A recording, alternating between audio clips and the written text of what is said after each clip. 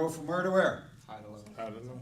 High to low. It's going to go down the concentration gradient, okay? Did you answer that? Yeah. Did you? Okay. I didn't hear it, but you guys are holding hands back there. Giving the answer. Okay, good. An interesting association with this, I was at the Pentagon this summer for an event, and what it amounts to is that we had these visitor badges.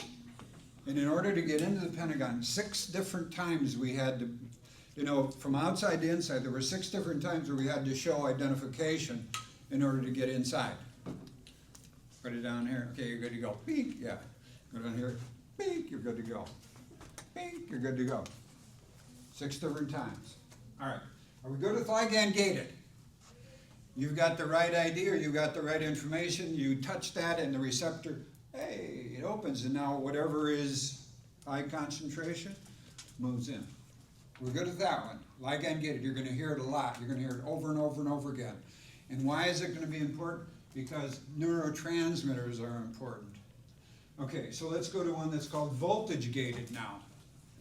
Voltage gated is the second type. Open and close in response to small voltage changes across the plasma membrane. And each of these is going to be specific for certain ions. Okay? This is probably the more detailed explanation for a gated channel, and we have the voltage gated. All right, so the concentration gradient for an ion determines whether it will enter or leave the cell after its ion channel opens. Do you understand what that is reporting? The concentration gradient, what does that tell you? The concentration gradient is going to dictate if it moves in or out of there, okay? If you open that gate and this is real high here and low here, which way is it going to go? Down the concentration gradient. That's the word you should be using. Down the concentration gradient. Down the concentration gradient. Whether it will enter or leave the cell after its ion channel is open. Now, if you notice this right here, this is giving us a minus 85. I don't know if you can see that from where you are right now, but they have a probe on the inside of this muscle cell and a probe on the outside. And here's our sarcomeres lined up, here's our muscle fibers right here, and they're showing that, okay, if we take this, we're looking at the membrane outside here, and we're measuring that, and what it's identifying is that there's a minus 85 voltage difference inside, outside. Minus 85 negative on the inside as compared to the outside. How does it have that? How is it possible for us to have, rather than polarity, which is balanced here, how is it possible for us to have minus 85 millivolts? Millivolts is the value we're going to use from inside to outside. And the answer to that is the sodium-potassium pump, okay? That capability has to take place here. Because sodium is in higher concentration outside the cell, when the voltage-gated sodium channels open, when the voltage gated, do you understand? When the voltage gated, what's going to happen? We're going to go from a high concentration to a low concentration. All right, so we have in a similar fashion, when the gated potassium channel is open, potassium is going to leave the cells. Now, a potassium ion can't move through a sodium channel. Did you follow what I just said? Sodium channel is going to move through, sodium ion is going to move through a sodium channel, a potassium ion is going to move through a potassium ion gate or channel here. Excitable cells have many, notice this, an excited cell has many potassium leak ion channels. That means that those channels are always open. There's no gating to them.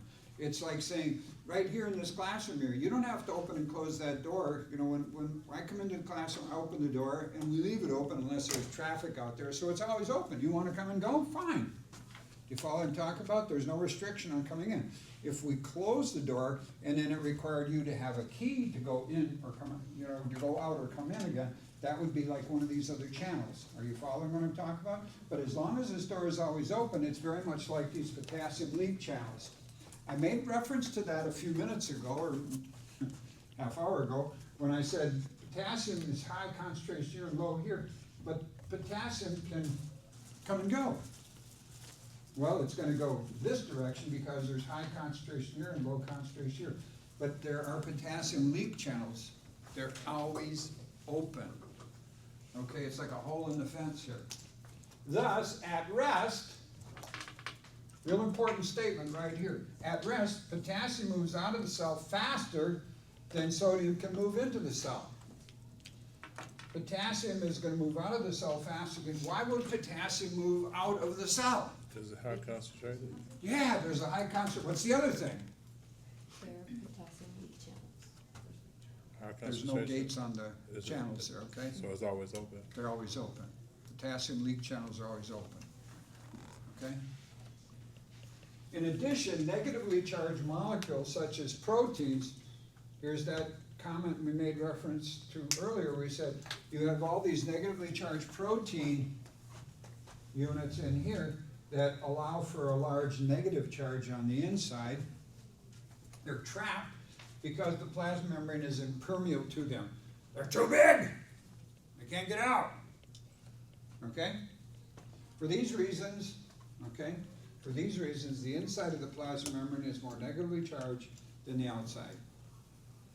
Believe it if you will, but this is the reference to the explanation that's given here. Okay. So, some potassium is able to diffuse down the concentration gradient inside the outside, outside the plasma membrane. Because potassium is positively charged, it's moving from inside to the cell to the outside, causes the inside to become even more negatively charged compared to the outside. This can prove to be a bit confusing because we're talking about positive potassium and positive sodium, and it looks like something's confusing. All these positive charges, how can it be negatively charged? Well, we have this high concentration of negative charged proteins on the inside. Potassium ions diffuse down the concentration gradient. Are we good with that terminology? That very first phrase there. They move down the concentration gradient, right? High to low. Only until the charge difference across the membrane is great enough to prevent any additional diffusion of potassium out of the cell. How far can it go? Because there is this negative and positive interaction that has to take place here, these can move out because they're in such high concentration, but it can only go so far. It can't just, all of them can't go because there has to be some balance afforded this because you have the negative proteins and the positive potassium, and they have to have some equilibrium in there. Therefore, the resting membrane potential, RMP is what we're looking for, is an equilibrium in which the tendency for the potassium to diffuse out is opposed by the negative charges inside the cell. These negative charges inside the cell tend to attract positively charged potassium back into the cell. All right, so it is the active transport. Are we good when you hear the term active transport? You need to be thinking immediately what? ATP. There you go. As soon as you hear active transport, as soon as you hear something sodium potassium pump, you have to be thinking that's going to require some energy. We can't go rolling downhill with that. Okay, that maintains the uneven distribution of the sodium potassium across the membrane. So we have here, in a resting cell, the sodium potassium pump transports, this is a real important statement right here. In a resting cell, the sodium potassium pump transports potassium outside. And if for no other reason, when you're trying to get your head wrapped around this whole concept here, draw this. Huge K out here, small k here. Huge Na here, small na here. Which way does a pump have to work? If you're going to pump something, which way is it going to go? High to low? It's going to go from Down to low down? to high, not high to low, low to high. Because the pump is required to move this against the gradient. This has to climb uphill. This has to climb uphill, okay?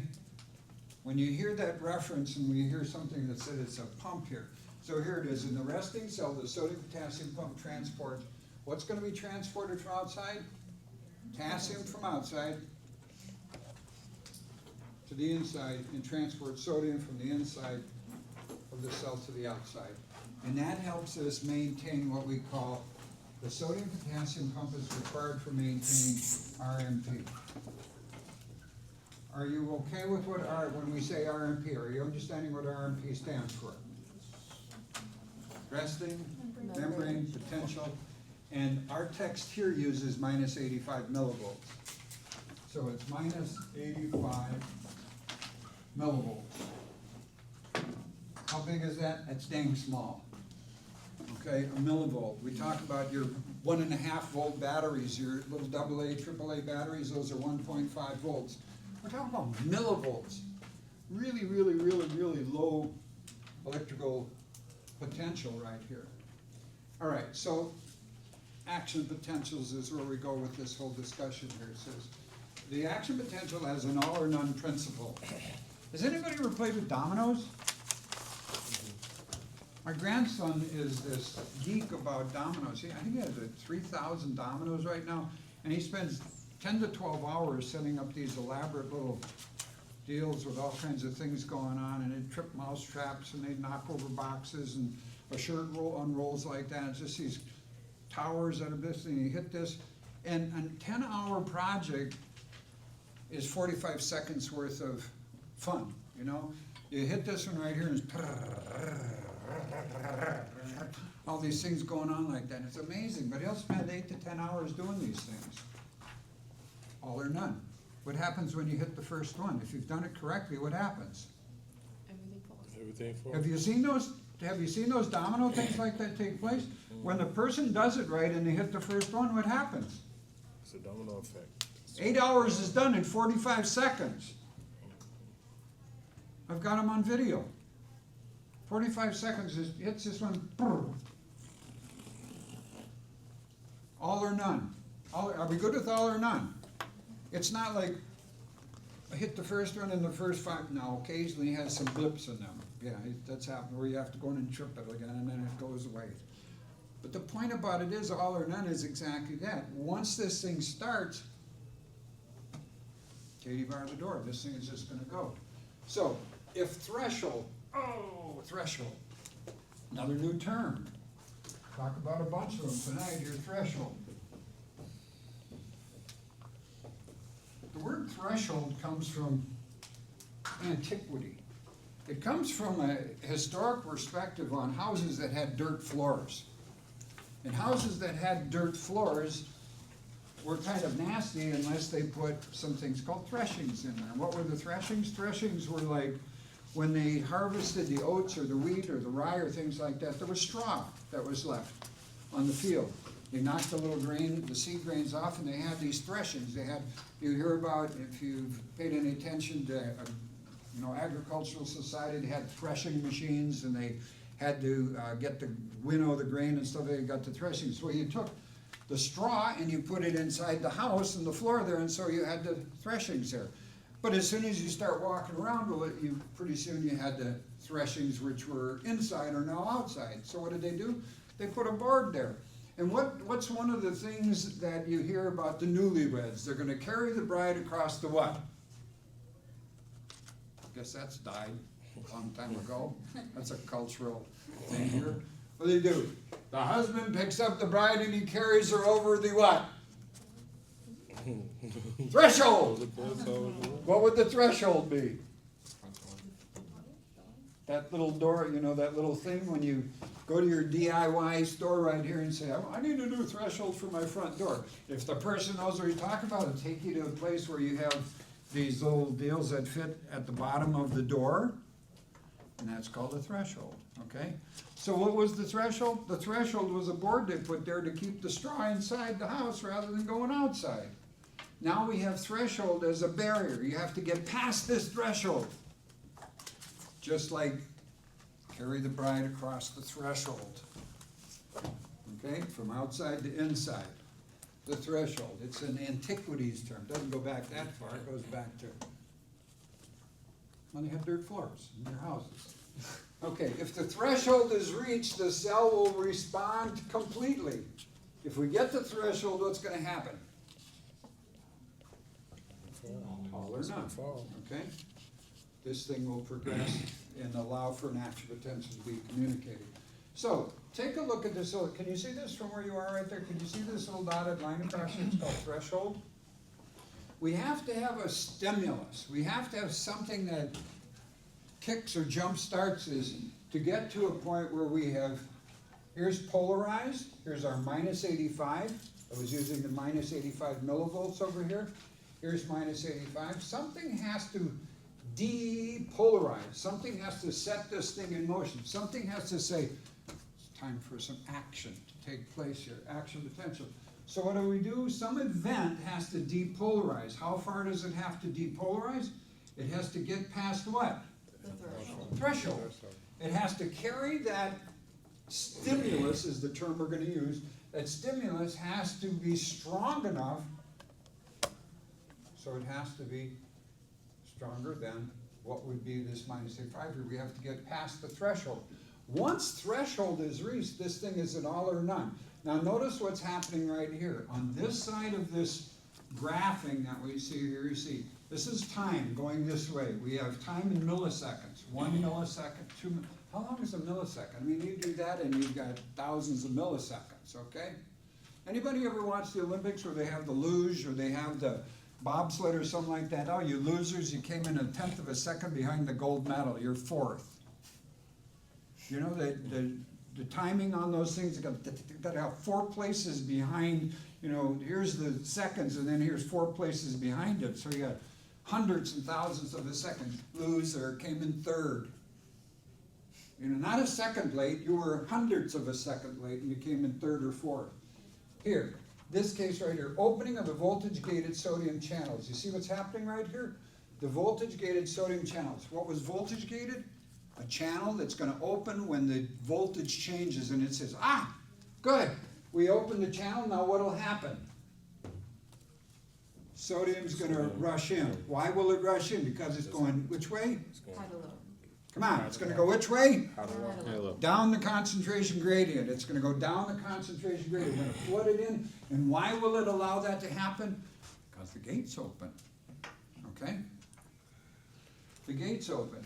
All right, now notice what happens. You dump all this sodium in here. What's happening to the polarity inside the cell? It's changing dramatically. It was minus 85 millivolts right here, and all of a sudden you dumped all these positive sodium charges in here. The polarity is changing on the inside of the cell here. What does it go? How far can it do that? It creeps up, you notice here. Here's 0. This is minus 85, and it's going up to a plus 20 millivolts. You're going from a negative charge, 0 right here, we're going plus 20. Boom, it goes up there. Can't go any farther because of the recipe within the cell there, okay? The negative protein charges and the potassium. And then all of a sudden here, opening of the voltage here, depolarization. Sodium is flooding in. Notice how steep it's going in. But it starts to taper off and then it gets to this point right here. And then it says opening of the voltage-gated potassium channels. Now all of a sudden, these are leaky potassium channels, but all of a sudden, you can open up even more gates. What'll happen to the potassium now? Come on, help me out. If you have leaky channels for potassium, that's good, we're getting them out. But all of a sudden, you open all of them. You open all of the gated channels for potassium here. Opening the voltage gated, and then repolarization. We're flooding this, we're trying to get back to equilibrium here. And it does this, it drops all the way down, it goes past the threshold. And now notice, in order to get this back to RMP, minus 85 millivolts, what has to kick in? Is that so? Probably can't see it there, the sodium potassium pump has to kick in. And what's that gonna do? It's gonna say, okay, you guys messed it all up. You're like, I know, you had good intentions here, you messed it all up, you got the polarity all scrambled up here. In order to get it back to a minus 85 millivolts, what do we have to do? Help me out, guys! We gotta close. The sodium potassium pump has to do what? Take sodium out of the Take sodium out of here and move it across here, has to take potassium from out of here and it has to move it in there, and we have to get back to RMP, resting membrane potential minus 85 millivolts. All right, so let's see. Propagate. Here's another term that you need to feel comfortable with.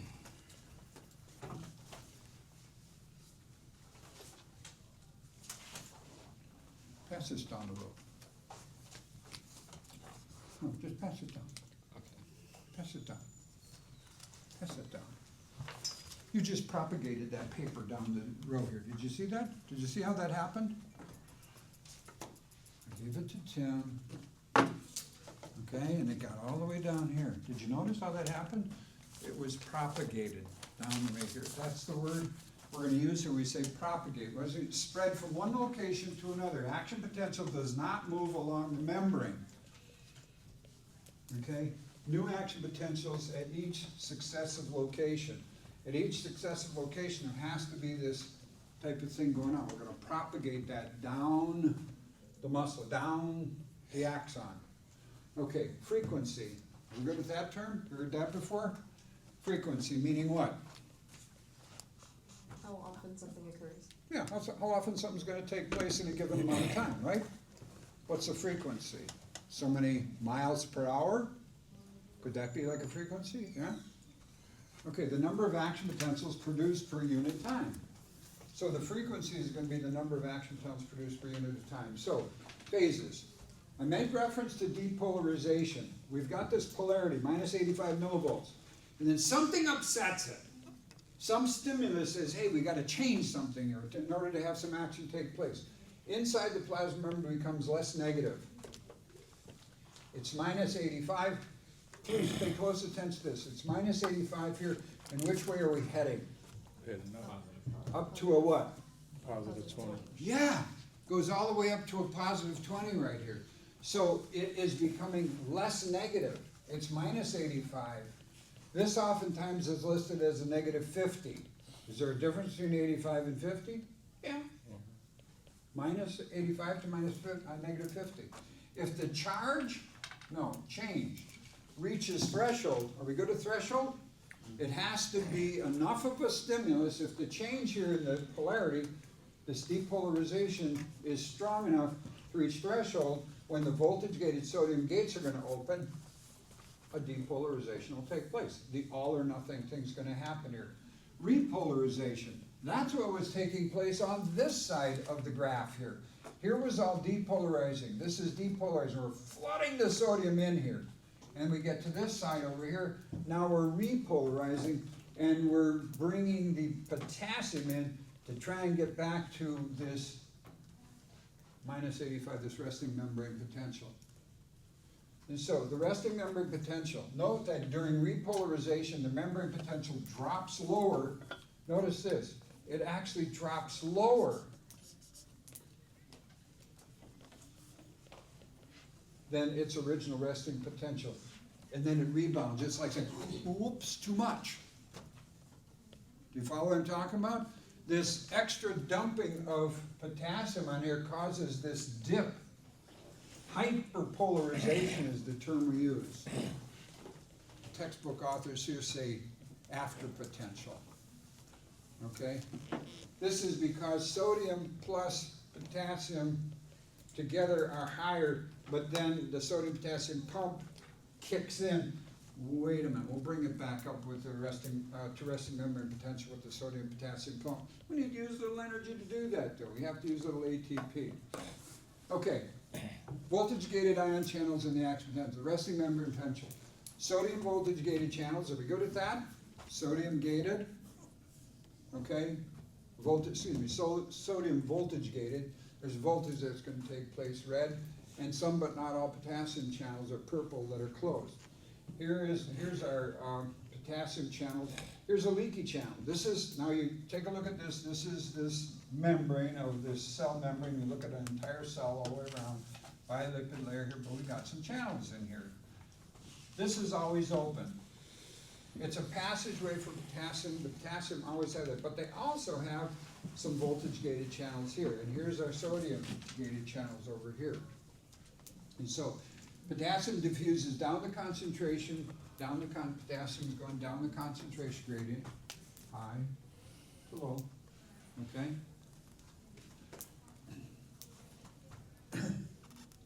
Through the open potassium leaky channels, making the inside of the cell membrane negatively charged compared to the outside, okay? Potassium here, here's the inside of the cell, the cytoplasm, here's outside. Okay, then it says depolarization. The ligand-gated and voltage-gated channels are open. Ligand-gated and the voltage-gated channels are open here. Sodium diffuses down the concentration gradient through the open sodium channels, make the inside positively charged compared to the outside. And then in repolarization, here's what has to take place. Sodium channels are going to open up. Excuse me. The sodium open channels are going to close, and the sodium movement into the cell is going to stop, and now we're going to start flooding in the potassium. More potassium channels open, The movement from the cell increases, making the inside of the cell membrane negatively charged, but it's gonna overcompensate, it's gonna drop down into that, that deep dive here, once again, and we're gonna end up with this little divot right in here. All right, so the summary of the action potential generation. Does anybody remember what this would be called right here? This image right here is gonna be what? Neuromuscular junction. Neural, remember that, NMJ? Neuromuscular junction. This is our axon. Here's our axon right here. These vesicles in here, which I drew on the board last time we were together, I said they contain a neurotransmitter. Does anybody remember what that space in there was called? Synapse. What was it? Synapse. The synapse or the synaptic cleft. Does anybody remember where the presynaptic would be? The axon terminal. Presynaptic would be this portion, postsynaptic would be here. Okay, and this is gonna be that synaptic cleft here. All right, so we have an action potential. Does anybody remember what the sequence was? It was something about, we had chemical, electrical, and then chemical, is that right? Did I get that right? There was three things over there. Does anybody recall how that went? What was it? Electrical, chemical, electrical. Are you asking me or are you telling me? Telling You're telling me it was what again now? you. Electrical, chemical. Where's the electrical part of this? Which is the electrical part then? The neuron and then the. Oh, from out here, this was electrical, and then the chemical was the release of the neurotransmitter, do you remember that? So it's a three-part thing here. Starts out, the action potential coming down here is an electrical signal which triggers the release of these neurotransmitters, which are chemical, and they're gonna fit in here, and then they're gonna attach to these, and they're gonna have a ligand capability. Remember, the neurotransmitter is capable of opening these channels to allow for some kind of a communication with this, which is gonna be the muscle right here. Here's that reference to threshold again, okay? We're at stage one of this thing where it's kind of RMP. We're at that level right there. And then what it's showing is that this is just cruising along at RMP, resting membrane. Something takes place to trigger a depolarization. The polarity is bumped in here. Before initiation of the action potential, the muscle fiber is in its resting membrane state here, minus 85 millivolts. Okay, then something takes place. Depolarization occurs upon opening of the voltage-gated sodium channel. Some stimulus. Let's use something like a mosquito lands on you. And you, first thing you hear is ee, and then you feel that. And you say, oh dang. Could that be the stimulus that causes you to react? Sure.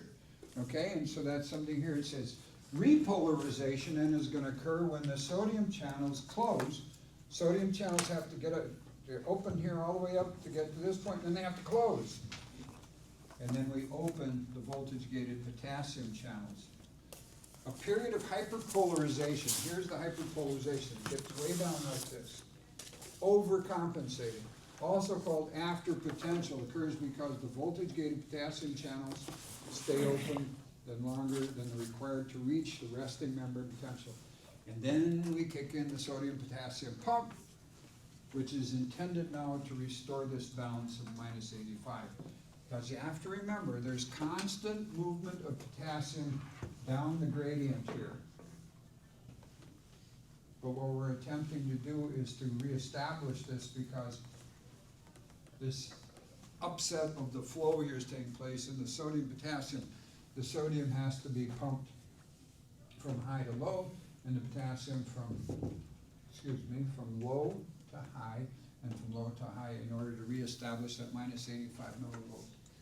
Okay, propagation. Remember how we propagated this paper along the way here?